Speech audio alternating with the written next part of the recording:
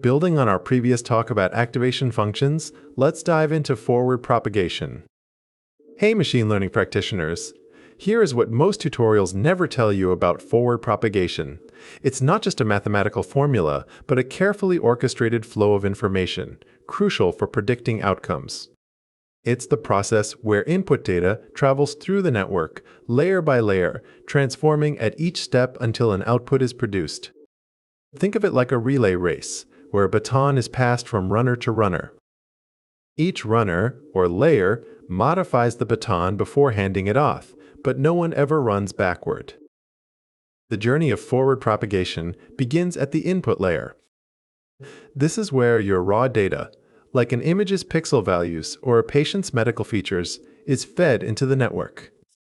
Each piece of information becomes a node in this layer, represented as a vector. In our relay race analogy, this is the starting gun. The first runner receives a perfectly formed baton. It's the initial state, the raw potential that will be transformed as it moves through the subsequent layers. After the input, data flows into the hidden layers. Each hidden layer consists of many neurons, and each neuron takes input from the previous layer, combines it with its own set of weights, and adds a bias. This is the linear combination, essentially a weighted sum of the inputs. In our relay race, the baton is now with the second runner, representing a hidden layer. This runner doesn't just pass the baton, they apply their unique running style and strength, symbolizing the weights and biases, adding their contribution to the baton's journey.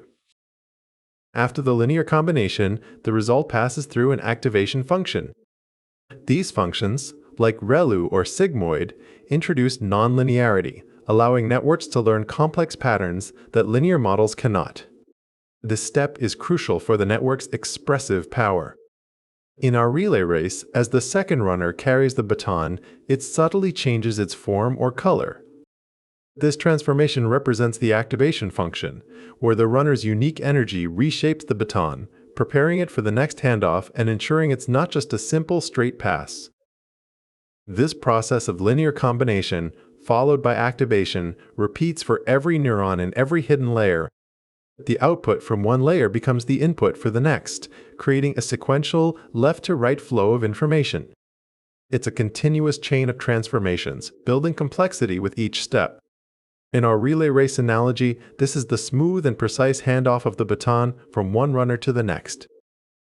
The momentum is maintained, and the baton, now transformed by the previous runner, is passed on for further modification, never going backward. Finally, the transformed data reaches the output layer. Here, another linear combination might occur, often followed by a specific activation function tailored to the task, like softmax for classification or a linear activation for regression. This final step produces the network's prediction.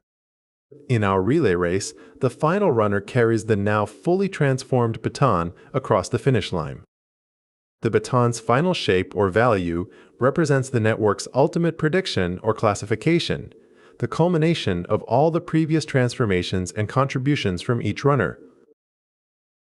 Let's trace a single prediction through a small network to solidify the concept. Imagine a simple input of two values. These values are multiplied by their respective weights, summed up, and a bias is added. Then, an activation function transforms this sum. This activated value becomes the input for the next layer, and the process repeats until the final output. In our relay race, we are now following one specific baton. As it's handed from runner to runner, we can visually see its value changing. Each runner's contribution numerically alters the baton, illustrating the step-by-step calculation of forward propagation. Why do we use multiple hidden layers? Each layer, through its unique set of weights, biases, and activation function, learns to extract progressively more complex features from the data. Early layers might detect simple edges, while deeper layers combine these into shapes, and finally, into recognizable objects. In our relay race, each runner doesn't just pass the baton, they add a new dimension or detail to it. The baton starts as a simple object, but with each handoff, it becomes more intricate, more refined, reflecting the hierarchical feature extraction that deep networks achieve. It's crucial to understand that during forward propagation, no learning occurs. The weights and biases within the network are fixed at this stage. This phase is purely about computation, using the existing parameters to make a prediction. The network is essentially executing a set of predefined instructions.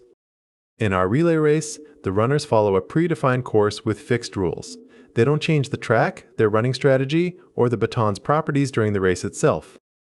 Their job is simply to execute the race as planned, passing the baton along.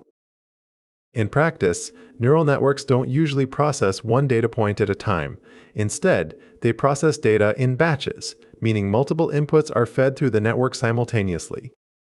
This is done efficiently using matrix operations, where entire matrices of inputs are multiplied by weight matrices, significantly speeding up computation. Think of our relay race now with multiple teams running in parallel, each in their own lane. Each team's baton, representing a data point, goes through the same sequence of transformations and handoffs, but all at once. This parallel processing makes training and inference much faster. Forward propagation is essential because it's how a trained neural network makes predictions and performs inference on new data. It's the mechanism that brings the network to life, allowing it to translate raw input into meaningful outputs. Furthermore, it's the indispensable first step for the learning process itself. Without a forward pass, we wouldn't have a prediction to compare against the true value, which is necessary for calculating errors and adjusting weights. Our relay race is not just a run, it's the core action. Without the forward race, there's no result to measure, no performance to evaluate. It's the fundamental movement that enables everything else, from making a prediction to understanding how to improve. So, we've seen that forward propagation is the systematic, one-way flow of data through a neural network, transforming inputs into predictions. It's the backbone of how neural networks generate outputs, from the initial input layer through all the hidden transformations, right to the final output.